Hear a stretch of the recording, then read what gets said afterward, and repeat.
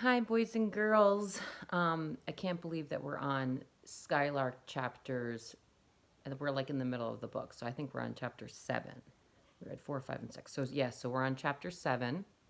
I'm still awaiting my book in the mail, so I have to read it from my iPad.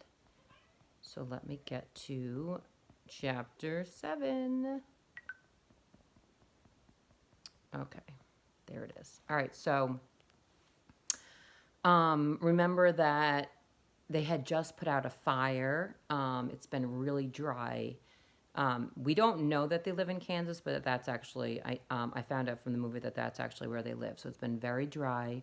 They've been getting letters from their from Sarah's aunts in Maine telling them how green it is there, and it's been making Papa feel a little bit sad.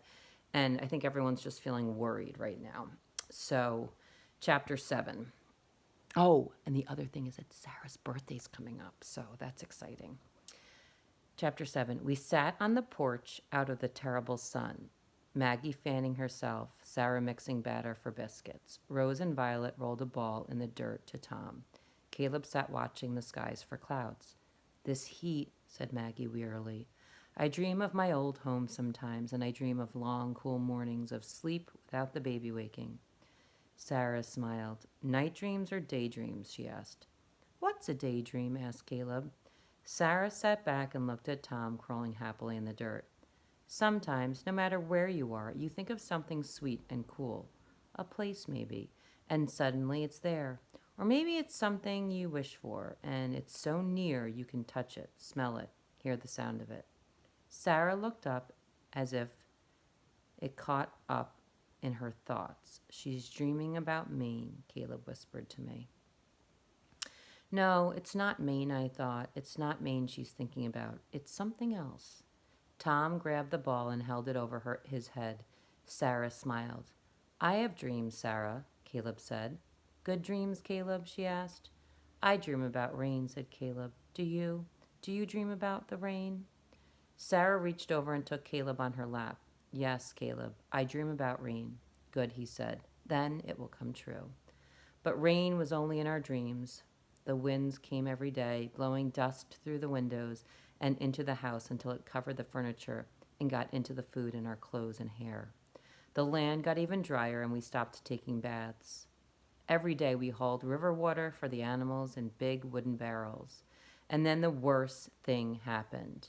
We drove to the river in our wagon, empty barrels in the back. Clouds hung high in the sky. Maggie sat in her wagon by the riverbed. Matthew stood on the bluff over the river looking down. Hello, Maggie, called Sarah. But Maggie didn't speak. She didn't even look at us. We got down from the wagon. The river was nearly dry, only a small trickle in the red prairie dirt. Everyone was quiet. What will we do? Whispered Sarah. We'll have to travel farther for water, said Papa. Think about it, Jacob, said Matthew. It will be a 3-day trip, maybe 4. When we get back home, then what? Water for the crops? There are no crops. Papa looked at Matthew, then away over the land.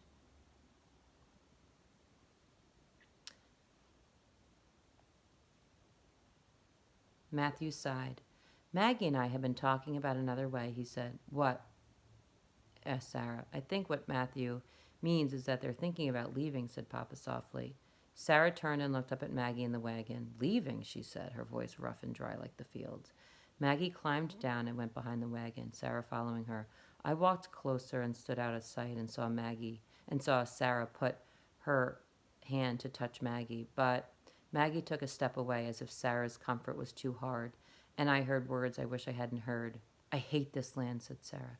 I don't have to love it the way Matthew and Jacob love it. They give it everything, everything, and it gives nothing back. They don't know anywhere else, Sarah, said Maggie. I closed my eyes, but I couldn't close out Sarah's words. Jacob once said his name was written in this land, but mine isn't. It isn't, said Sarah angrily. You are not like the prairie lark, you know, said Maggie. It sings its song above the land to let all the birds know it's there before it plunges down to earth to make its home. But you have not come to earth, Sarah. There was silence then, and I opened my eyes. You don't have to love this land, said Maggie, but if you don't love it, you won't survive. Jacob's right. You have to write your name in the land to live here. Sarah didn't speak. She took a handful of dry prairie grass in her hands, letting it crumble through her fingers. Then she walked away from us through the dried grass, out onto the brown prairie that stretched all the way to the sky. She stood there all alone until Papa went to tell her it was time to go home.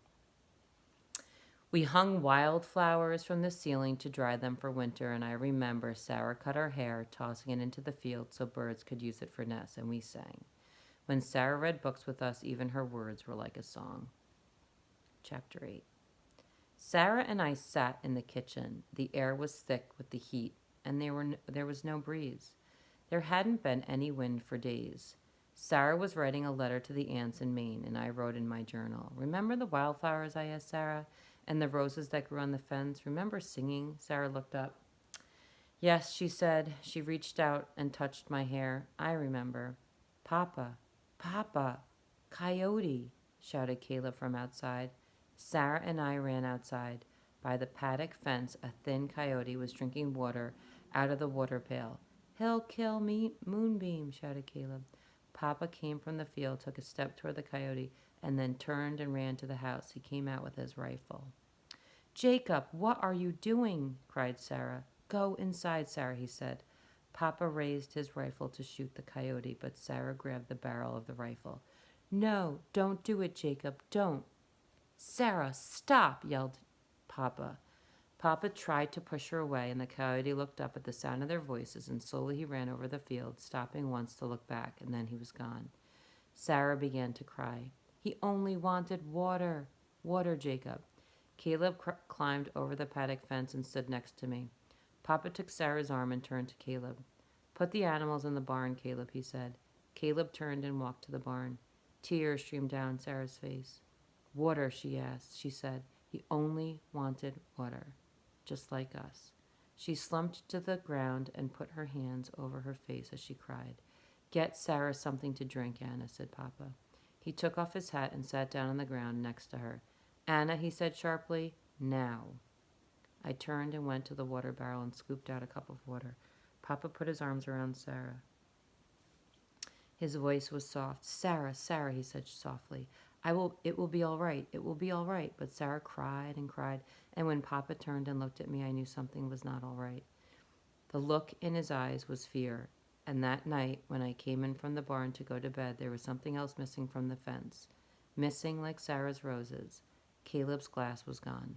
They're coming, said Caleb, looking out the upstairs window. He wore a clean shirt, and his hair was brushed smooth. I wore the dress I had worn when Papa and Sarah were married. Outside wagons came into the yard. Will this make Sarah happy? Caleb asked me, worried. I watched more wagons drive in. I saw Maggie dressed in a rose dress and a straw hat. Yes, I said, this will make Sarah happy. Anna, Caleb, what is this? Said Sarah in the bedroom door. We whirled around, silent, and Sarah walked to the window to look out, too, but I took her hand and pulled her into the hallway. Papa looked up the stairs at her. He wore a vest, and his hair was slicked back. He smiled at her. Happy birthday, Sarah, he said. There are guests and presents, Sarah, said Caleb. But I'm not dressed, said Sarah. Well, then get dressed, said Papa. Outside, there was a table in the shade of the house set with food and lemonade. Maggie and Matthew were there, and Rose and Violet and the baby. All the neighbors were there, too, and Papa carried something covered with a cloth out to the table. What is it? Asked Maggie. You'll see, said Papa. Here she is, someone said. We all turned, and Sarah came out to the porch in her white dress. Happy birthday, Sarah, said Papa. Happy birthday, everyone called. Sarah smiled at the sight of them, everyone washed and clean, as if the prairie winds had stopped covering us all with dust. A present from the aunts, said Papa. He took the cloth away, and there was a phonograph. I handed him a record, and he put the needle on it. Suddenly, music filled the yard. Sarah stared. Papa walked up to her and held out his hand. She smiled and came down the steps as they began to dance. Maggie and Matthew began to dance too, the baby between them. Everyone danced. Then in the dirt yard, the light around them all yellow like an old photograph. Sarah buried her face in Papa's shoulder, and Caleb smiled at me. And for a little while, as the sun began to set, as they danced, everyone forgot about the drought. For a while, everyone was happy again, even Sarah, even Papa. The last of the wagons left in the moonlight. Sarah and Papa waved goodbye. Caleb was asleep under the table, and Papa took him off to bed, and then Papa helped Sarah carry the phonograph inside. I have a present for you, Sarah, I said. I handed her a small book. Anna, what is this? Said Sarah. It's a book I started. It's about you, about our family, I said. Papa went out to the porch, and Sarah sat down and opened the book, and she began to read. When my mother... She stopped and looked at me, and then she began to read again. Papa stood outside the screen door listening. When my mother Sarah came, she came by train. I didn't know I'd love her, but Caleb did. Papa didn't know either, but he does love her. I have seen them kiss. Sarah smiled at me, and I have seen the way he looks at her and the way he touches her hair. My mother Sarah. My mother Sarah doesn't love the prairie. She tries, but she can't help remembering what she knew first. Sarah stopped and closed the book, holding it close to her. You like it? I said. I like it, said Sarah softly. She put her arms around me, and I saw Papa watching us. Sarah got up and then went to the door. It was a fine party, Jacob. She put her hand up, and he did too, so that they touched the screen door. I'd almost forgotten music, whispered Sarah. Then she looked past Papa at the fence post. Where's Caleb's glass, Jacob?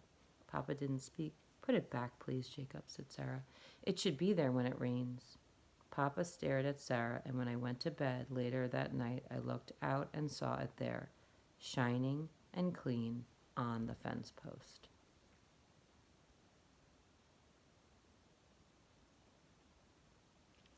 Chapter 9. The next day after the party, after the music and dancing, Matthew and Maggie went dry. They drove their wagon to our house to say goodbye, and I could hardly look at Sarah's face. The wagon was packed with furniture and clothes. Rose and Violet sat in the back, the baby on Maggie's lap. I'm sorry to be leaving you, Jacob, said Matthew. It's all right, Matthew, I know, said Papa. I'll miss you, Sarah said to Maggie. Her face was tight to keep her feelings from coming out. She reached out to touch the baby's hand. We'll be back, said Maggie. Tears came down her face. We'll be back, she repeated. The baby began to cry as the wagon drove out of the yard. When Sarah turned to look at Papa, tears sat at the corner of her eyes. They'll be back, said Papa. He watched the cloud of dust that followed Matthew's wagon down the road. His eyes narrowed against the sunlight. That night I dreamed about roses and green fields and water, a glass of water on the fence post, the ponds of water to swim in, Caleb spitting streams of water in the air like a whale, Sarah laughing and splashing us with water. A sharp clap of thunder woke me, and Lottie and Nick barked as lightning lit up the sky. I turned over in bed, but when Papa's voice came from downstairs, it made me sit up. Sarah! Sarah! It's fire! I got up and rushed to the window, and there was fire in the field close to the barn. Flames creeping up the fence, flames near the corral. I ran downstairs, out onto the porch, Caleb behind me. Sarah was running, carrying wet sacks, her hair down her back. Sarah and Papa beat the flames around the corral. Then Papa stopped to let the frightened horses out. Get the cows, he said to Sarah. Sarah ran to the barn and pulled out the cows. Shoo, shoo, she cried. Caleb ran down to get Moonbeam. Get on the porch and stay there, Sarah shouted at him as he led Moonbeam away. I put my arm around Caleb and I could feel him trembling. Sarah screamed at some hay caught fire, and the side of the barn burst into flame. Buckets, shouted Papa. Get the buckets of water, buckets. Sarah ran to the barrel and filled the bucket, running back to him as the fire grew. Papa grabbed it, and then Sarah stopped him. I couldn't hear what she said, but I knew what it was. It was the last barrel. Papa stopped, then stared at the barn as flames caught the dry wood. And then the roof. Sparks flew everywhere. And then part of the roof fell, and Sarah and Papa moved back. Sarah put her arm around Papa as the barn burned. They stood there watching for a long time. Papa turned once to look away from the fire, and I could see his eyes shining red from the fire. I had never seen Papa's face so sad. The sun came up in the morning the way it always did, but everything had changed. The barn was gone, and only a few blackened timbers standing. The cows walked in the yard, the sheep in the cornfield looking for green grass. I stood at my window and watched Sarah and Papa talking by the clothesline. I saw her shake her head. No, I saw Papa take her hand. She shook her head again. Then Papa put his arm around her. I knew we would have to go away. They told us at dinner time. Maine, said Caleb. Are you coming too, Papa? Papa shook his head and looked at Sarah. I have to stay here, he said softly. I can't go away from the land. Can Seelin and the dogs come? Caleb asked. Papa shook his head. They'll be happier here, he said. I'll take care of them. What will you do while we're gone, Papa? Asked Caleb. I will miss you, Papa said softly, reaching out to take Caleb's hand. He looked at me, and then, as if he knew I would cry if I spoke, he took my hand too. What will happen to us? I asked for a moment. Papa looked at Sarah, and his words were for her. We will write letters, he said, his voice soft. We've written letters before, you know. So the fire caused the barn to burn down, and the kids and Sarah are going to have to go to Maine where it's safer for now. So we'll learn more in chapters 10, 11, and 12. So look for those. They'll be coming. I'll probably record them tonight and post them on YouTube and on our Google Classroom. Boys and girls, I'll see you soon. We have a 10 o'clock meeting. And I can't wait to see your faces.